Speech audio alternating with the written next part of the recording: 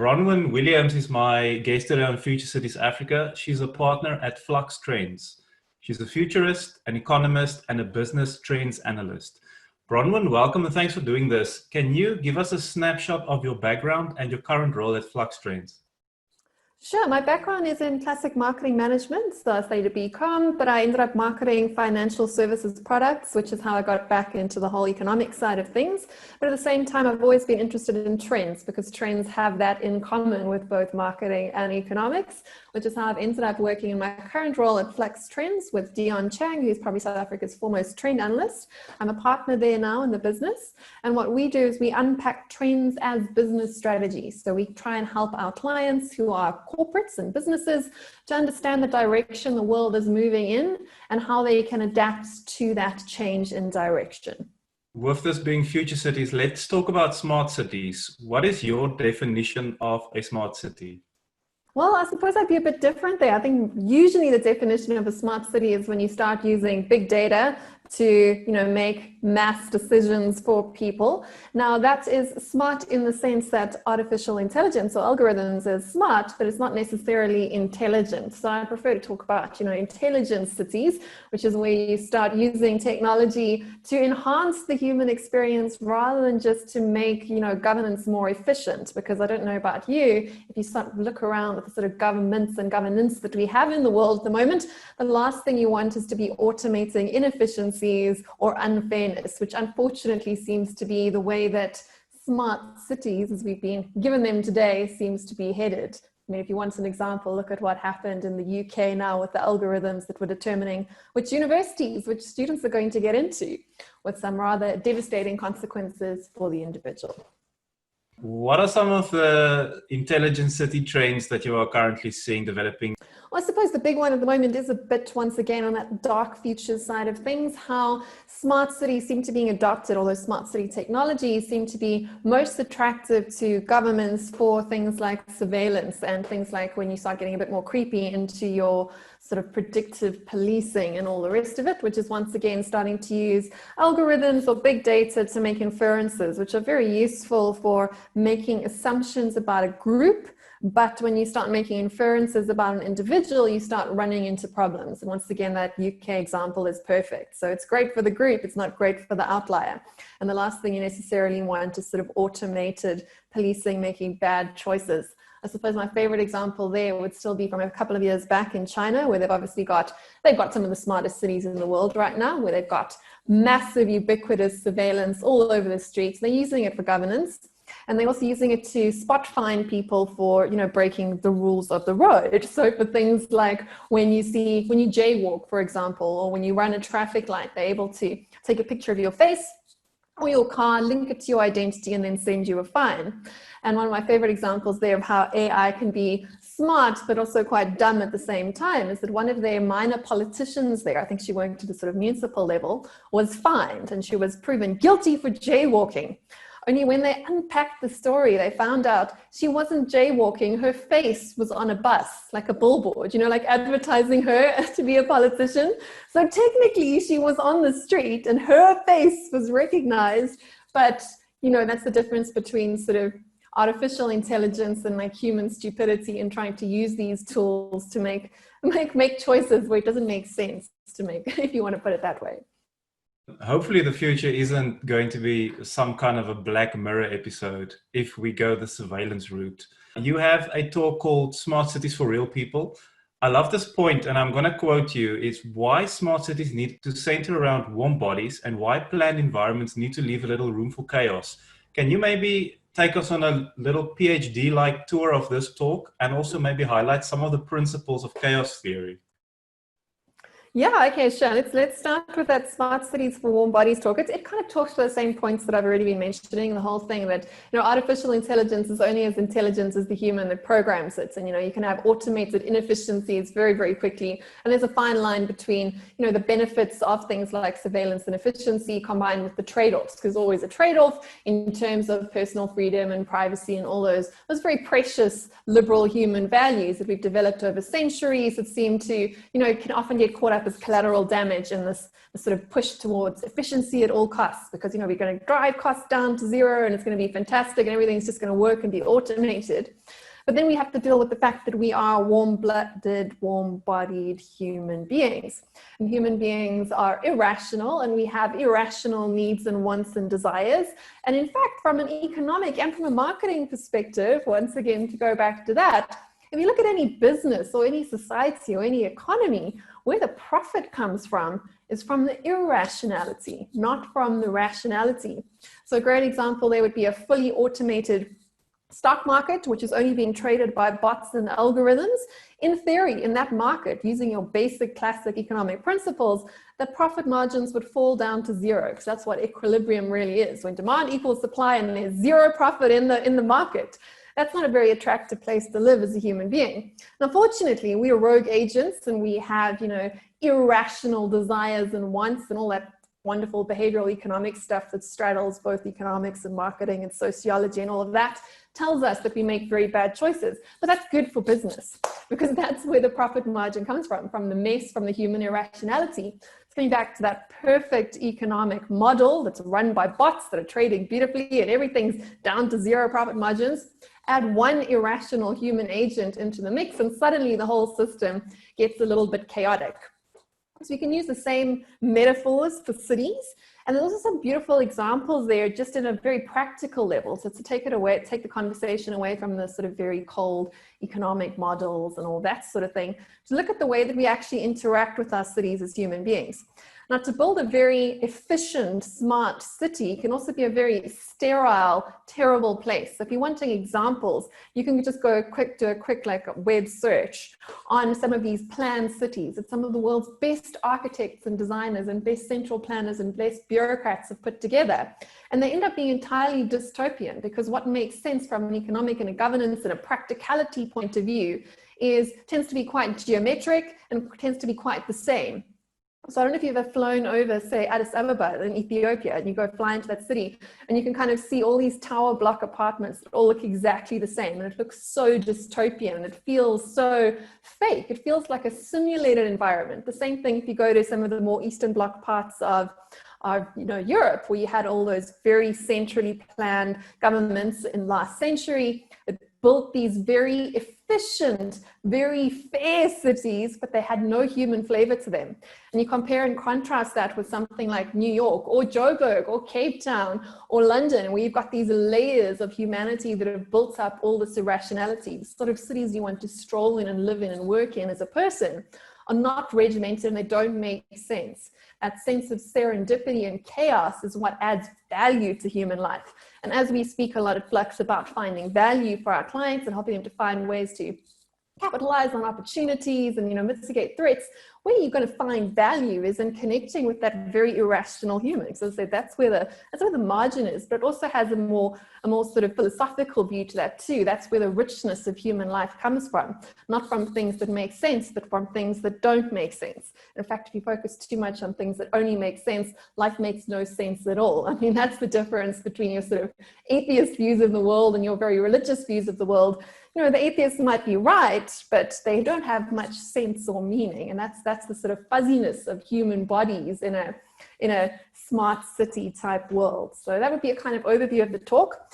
In that talk, we also covered in the different views of what smart cities could become. So from the more dystopian, like the full-on surveillance states, all the way through to the much more technologically enabled self-sovereignty that can also materialize today. As I like to talk to people about from a governance perspective, we had a very interesting point in history. And of course, when you talk about cities, we have to talk about governance and politics that goes along with it, because who's got a stake, who makes the decisions, all the rest of it. And for the first time in history, we actually have the tools available to us to have no government whatsoever. So we could have a complete anarchy, completely self-sovereign society, because of the way we have access to things like our own personal power generation, which we never had before. You can have your own solar panel, you can do that. You can create your own water, your own alcohol out of the air if you wanted to. Technically, we could survive without a government structure, which we never were able to do previously in history. Now, on the other hand, we also, for the first time in history, have the technological ability to build a fully totalitarian digital dictatorship. Also something that was never possible. And believe me, we tried. If you look at the history of the 20th century, it was a history of big men trying to enforce totalitarianism on their populations. And they all failed because there were cracks in the system. As much as you wanted to central plan a Czechoslovakia or a Russia, you couldn't do that because you couldn't control all your borders fully. People could move, ideas could move. You couldn't surveil your people at all times. I mean, to go back to old Orwell, you know, I mean, like even if you read his book, there were many gaps even for his characters stuck in his dystopia to sort of get under the radar of their digital dictators.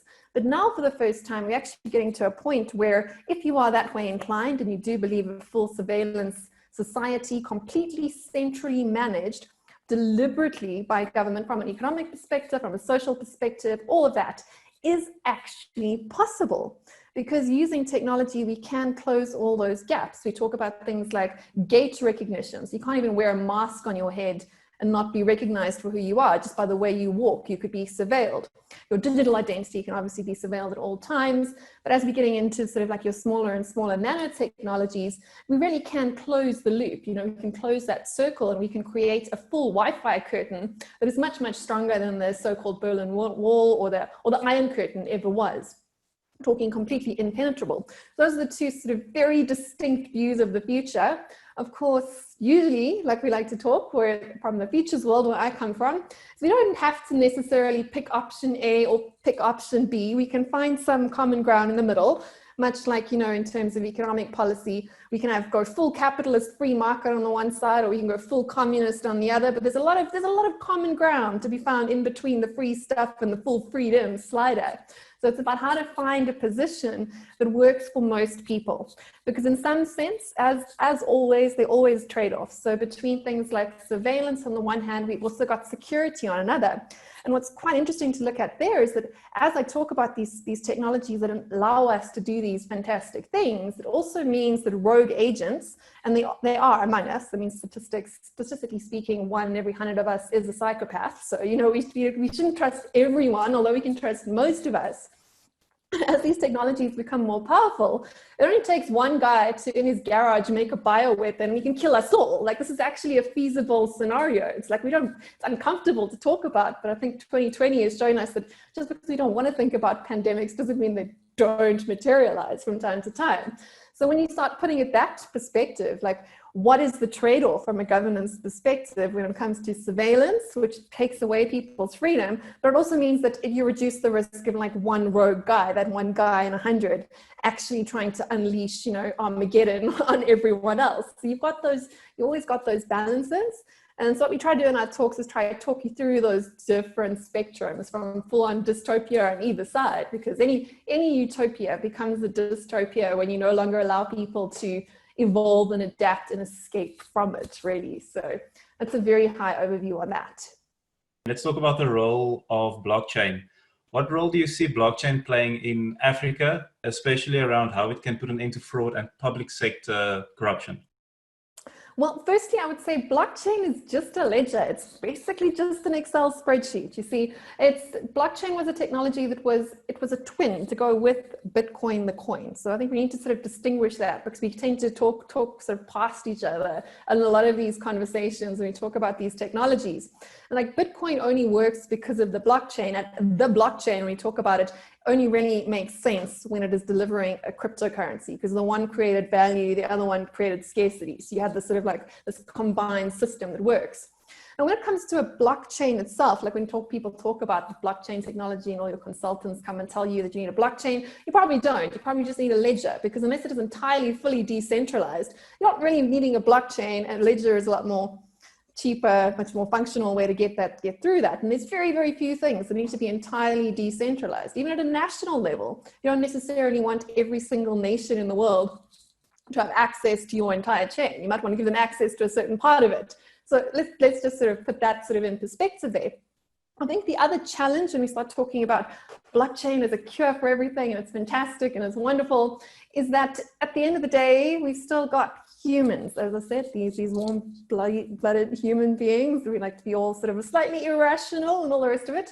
And when it comes to any database or ledger, which is all blockchain is, it's only as strong as garbage in, garbage out.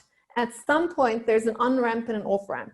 And that's why the Bitcoin case is a bit different, because it's not just a blockchain, it's a blockchain that is incentivized by a decentralized distributed network of people to check and balance themselves all the way through the process. So the incentive and the process is baked into that ledger.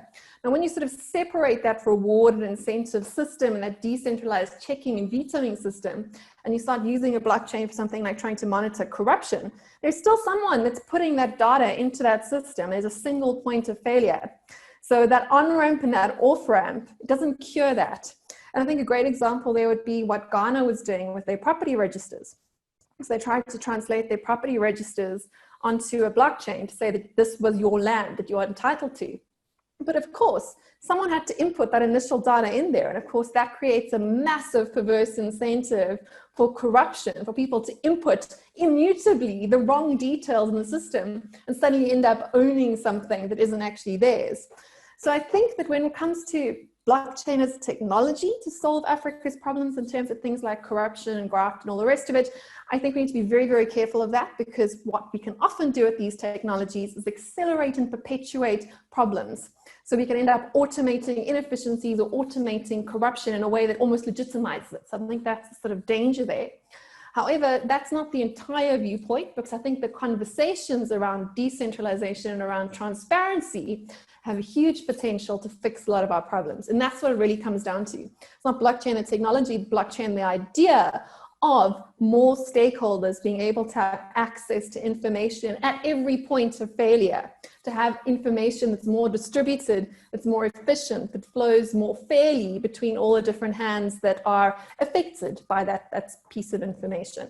So that would be my overall speech on that. I was much more optimistic about the whole Bitcoin crypto thing around about 5 years ago, but I'm older and wiser now. And I realized that at the end of the day, all monetary systems are really nothing more than a religion. They're all sort of based on us collectively believing in them.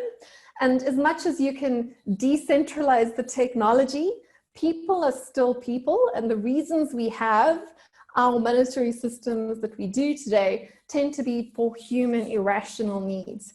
And if you were to ask and do a referendum across the world as to whether people really want self-sovereignty and freedom of money, or if they would actually prefer free stuff, that is a welfare state, I think you're going to run into some problems, because taxation and the whole system that these sort of cryptocurrency systems want to almost sort of bypass, they don't bypass the real needs on the ground. And the fact that the majority of people in democratic nations really have spoken, they would prefer some form of welfare warfare state. And I say warfare because you have to sort of enforce taxation with the threat of imprisonment if you don't play by the rules, to completely self-sovereign money. Or of course you could be a hypocrite and say, libertarian crypto money for me, but socialist taxation for everyone else. That's not a very stable equilibrium to build a society on. So I think all these technologies have to always be spoken about from a holistic view that understands messy human agents are in there. It comes back to the whole smart cities thing.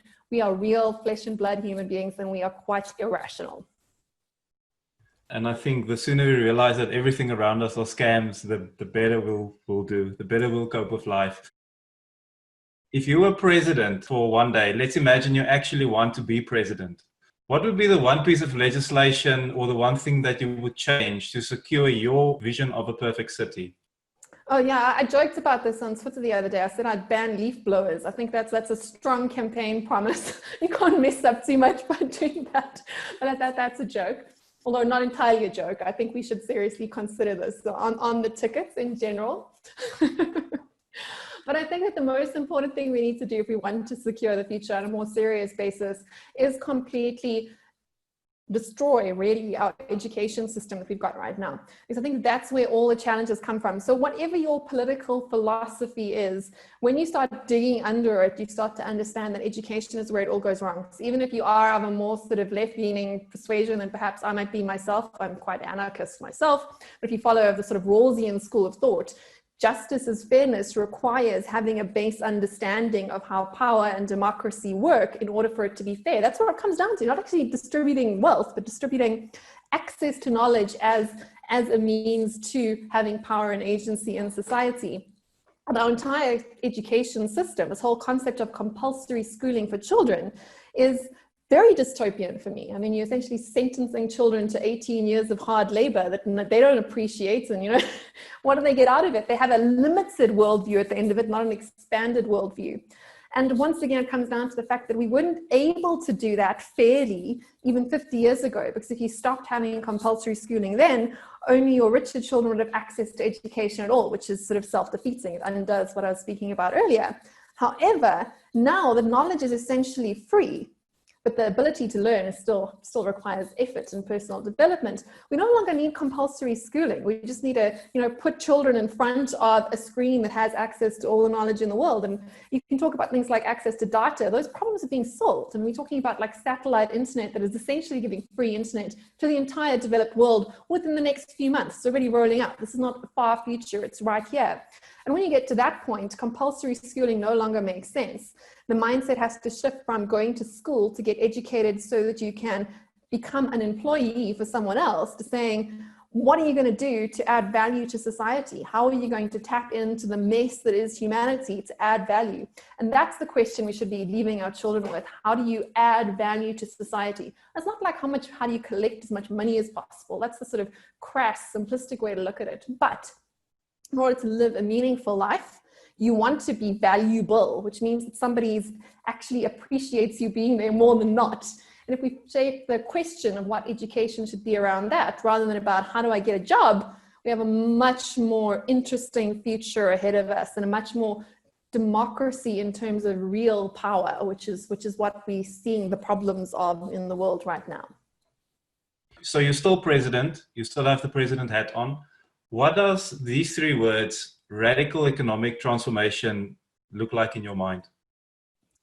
Radical economic transformation to me means getting rid of the state monopoly on money and power and finance. So once again, I have to be honest. I definitely tend towards the anarchist. I'm not a traditional libertarian. I've got some of my own views on things like property rights, but I would say that most of the problems we're seeing in the world now is how we have a monopoly over money supply, which creates very artificial means of power and distribution of wealth. So if you want to democratize access to finance and you want to reduce inequality, the first thing you do is to stop your central bank printing money. So I know there's a lot of passionate MMTers on Twitter who have found me, so I'm pretty sure I'm going to get a lot of trouble when this eventually gets broadcast. But that's the end of the day. I come from a marketing background, I come from an economics background, I've studied future studies, and what all these fields tell you is that there is no such thing as a free lunch. Every bill has to be paid. You can print as much paper money as you like, and it's fantastic, and you feel rich for a few minutes, but no amount of money supply changes the amount of real, coming back to value in the world. And real value comes from scarce resources. What are scarce resources? We think of it in terms of things like, you know, minerals and food and, you know, land. Those are very tangible scarce resources, but the scarcest resource of all is your time. And the value of your time gets diluted when your government prints money, which means that you don't have as much value in and of yourself. And that's why we should be very, very angry about those sorts of things, where the separation of the real from the fantasy creates massive unfairness and massive inequality. So that's how we radically transform the economy in short. When you said scarce resources, I heard the Bitcoin crowd screaming, Bitcoin. But that's a different question, because, you know, Bitcoin is only scarce as long as we believe it's scarce. And this is where you've got the debate between the various factions of the crypto world, which is where you also start rolling your eyes when you start thinking about it. It comes back to almost Pascal's wager. I don't know if you're familiar with that. So the philosopher Pascal said that, you know, he takes a gamble on believing in God, because what have you got to lose? You know, if you don't believe in God and you die, then you go to hell if there is a God. But if you do believe in God, and then you go to heaven. So there's no risk if there is no God in not believing in him. So it makes sense from the Pascal's wager point of view to say, okay, I must believe in God, because then at least I've got a sort of a plan B in case I'm wrong about being an atheist. However, when you take a step back and you start to think a bit more about this, you think, hey, wait a minute. there's more than one hypothetical God out there, right? You know, like, is this the Christian God? Is this the Jewish God? Is this the one of the many Hindu gods? Now do I have to bet on all of them? But if you bet on any on the wrong one, you still end up going to hell, right? You know, like, so you've basically undone the whole point of your get out of hell free card when you start thinking about it like that. Because if you bet on the wrong God, oh, you're going to wrong anyway. And you can't hedge your bets because they all rather jealous. You know, it's like you have to pick one. Same thing with Bitcoin, once again. As long as you believe there is only one God or one religion, one true religion, the real Bitcoin, then it has value, as in scarcity, because it's got a limited supply. But once again, you sort of zoom out a little bit and you start thinking, wait a minute, why can't there be a different Bitcoin? You know, what about Bitcoin Cash? Because that also exists, right? You know, like, what about the other cryptocurrencies? What about Ripple? Like, can't I believe in that too? You know, which God do I place my whole trust in? And the more you spread your risk, the less value any of those gods or religions have. You know, so Bitcoin might have a fixed supply, but there is no limit to the number of new Bitcoin networks that can come into play. And this is where human psychology and dynamics also start to make an impact, because if you got into Bitcoin instead of 2009, you have a massive incentive to perpetuate the gospel of Bitcoin itself, because your money becomes exponentially worth more. I mean, on a crass way, you could say, once again, it's almost like a pyramid scheme or a multi-level marketing scheme. The more people you get to buy into it, the more value your stake has. Now, it makes sense for new people to join into that as long as there's enough of an upside for them also to get some of that value. But there comes a point at some point when these sort of 8 billion people around the world say, wait a minute, there's a better chance of me getting rich from starting my own church of Bitcoin. So like, you know, setting up a new religion like Scientology rather than investing in the existing one, because all I have to do is get enough people to believe in mine. So as soon as the incentive to start a new network is greater than the incentive of the potential upside, so as soon as that sort of supply starts diminishing and those rewards start diminishing enough, the incentive is to multiply. And then suddenly you don't have that scarcity anymore. So from my perspective, the risk of you know, Elon Musk mining gold and like increasing the gold supply is about the same as the risk of someone, a passionate evangelist, starting a competitor that gets enough people to join his network compared to the original Bitcoin one. So anyway, that's a bit of sort of philosophy of money. We give our monetary systems value by believing in them, by using them, and by trading in them. So we can vote every time we use any piece of money, whether it is a Bitcoin or whether it is a Bitcoin Cash or whether it is a rand or a dollar or a pound or a Brixton pound, another sort of local currency that you could use. Interesting, tying into smart cities again, having like a local city-based currency. Whatever money you use, you increase that money's power. So it's just like, you know, paying your tithes to your church. You've got to sort of choose what you're backing and what money do you back. The more people back it, the more power it has. But at any time, lose credibility, the whole system falls apart.